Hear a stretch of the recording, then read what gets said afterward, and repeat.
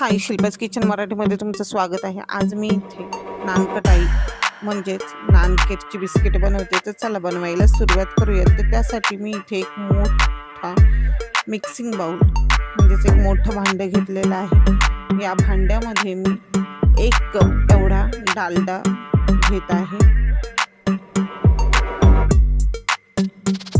हा डालडा आपल्याला रूम टेम्परेचरवरचा घ्यायचा आहे, म्हणजे जास्त वितळलेला किंवा घट्ट असा घ्यायचा नाही.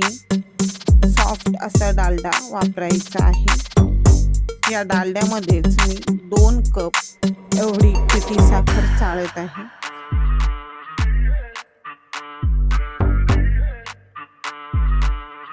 डालड्याऐवजी तुम्ही तुपाचा देखील वापर करू शकता, पण तूप आपल्याला डालड्यापेक्षा कमीच वापरावं लागतं. आणि तूप देखील हे रूम टेम्परेचरवरचंच घ्यायचं आहे, वितळलेलं किंवा फ्रीजमधलं घ्यायचं नाही. इथे पहा, चाळणीवर केवढा मोठा साखरेच्या गाठी आहेत. त्या गाठी फोडून चाळून घेणार आहे आणि बाकीची जी राहिलेली साखर आहे ती देखील यामध्ये चाळत आहे. म्हणजेच 2 कप एवढी पिठी साखर मी यामध्ये चाळणार आहे.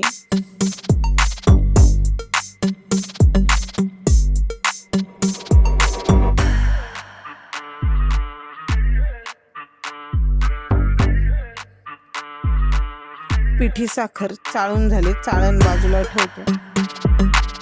आता याला आपल्याला मिक्स करायचे. तर त्यासाठी मी इथे हँड ब्लेंडरचा वापर करत होते, पण त्याचा काय फायदा झाला नाहीये, कारण पिठी साखर उडत होती. त्याच्यामुळे मी इथे हातानेच याला मिक्स केलंय. हाताचाच वापर करा, तेच बेस्ट आहे. सगळ्यात पहिले तर आपल्याला इथे पिठी साखर आणि डालडा मिक्स करायचा आहे.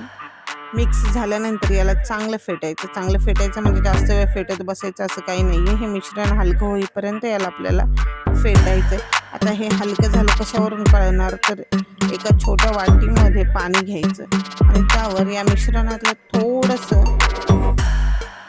मिश्रण टाकायचं. म्हणजे ते मिश्रण जर पाण्यावर तरंगायला लागलं की समजायचं की आपलं हे मिश्रण चांगलं फेटून झालेलं आहे.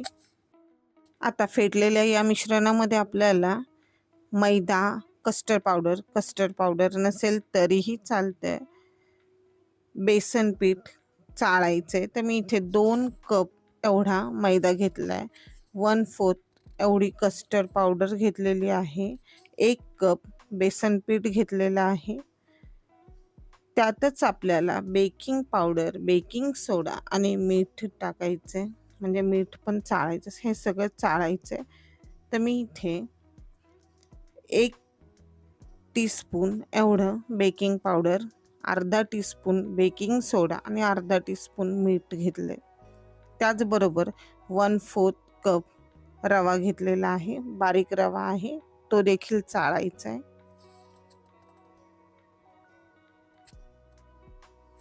आता हे सर्व आपल्याला एकत्र करायचं आहे.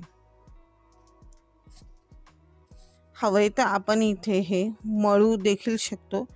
मळायचंच आहे, हलक्या हाताने मळायचं, पण जास्त जोर लावून मळायचं नाही. तुम्हाला जर हे मिश्रण मळताना कोरडं वाटत असेल, जर बाइंडिंग येत नसेल, तर त्यामध्ये तुम्ही अजून डालडा किंवा तूप ॲड करू शकता. मी इथे 1/4 कप डालडा अजून ॲड केला होता.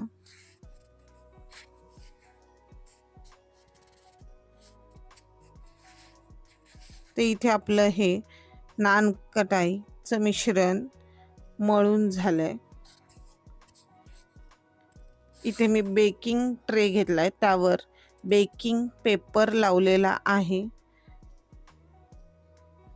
1 टेबलस्पूनच्या मेजरमेंटनी मी इथे नानकटाई बनवत आहे. तुम्हाला ज्या शेपमध्ये नानकटाई बनवायची त्या शेपमध्ये बनवा. कोणी स्क्वेअर देखील बनवू शकतं, कोणी रेक्टँगल किंवा ते असे स्टिक सारखे असतात ना, तसे देखील बनवू शकतो. बरं, ते इथे मी एक बनवलेली आहे. बनवले म्हणजे अजून बेक नाही केलेली आहे, शेप दिलेला आहे या मिश्रणाला. या नानकटाईवर आपल्याला हवंय तर आपण ड्राय फ्रूट्स देखील वापरू शकतो.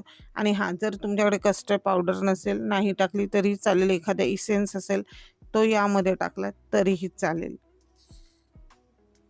आणि इसेन्स देखील नसेल तर वेलची पावडर टाका, तेही चालते. ते इथे आपल्या या नानकटाई बेक होण्यासाठी तयार आहेत. मी OTGमध्ये नानकटाईला बेक करणार आहे 170 डिग्री सेल्सिअसला 15 मिनिटांसाठी ही नानकटाई बेक करून घेतले.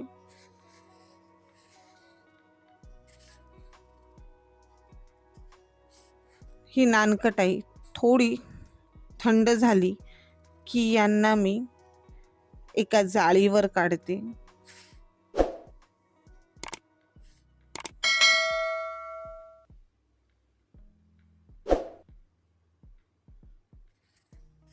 हां, तुम्ही जर या नानकटाईवर बघून तुम्हाला असं वाटत असेल की क्रॅक्स वगैरे पडले तर ठीक आहे, चालतं.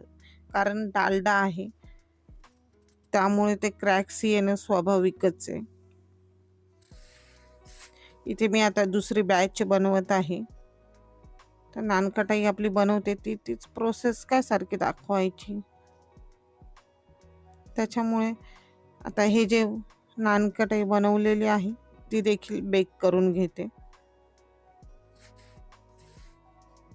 त्याच्या अगोदर मी यावर थोड्याशा टिकल्या लावते, म्हणजे पिस्ताचे काप लावत आहे. नसतील, नाही लावलं तरीही चालते. आणि बेक करून घ्यायचंय. पहिला अवन प्रीहीट करून घ्यायचा, मगच हे बेक करायला ठेवायचं.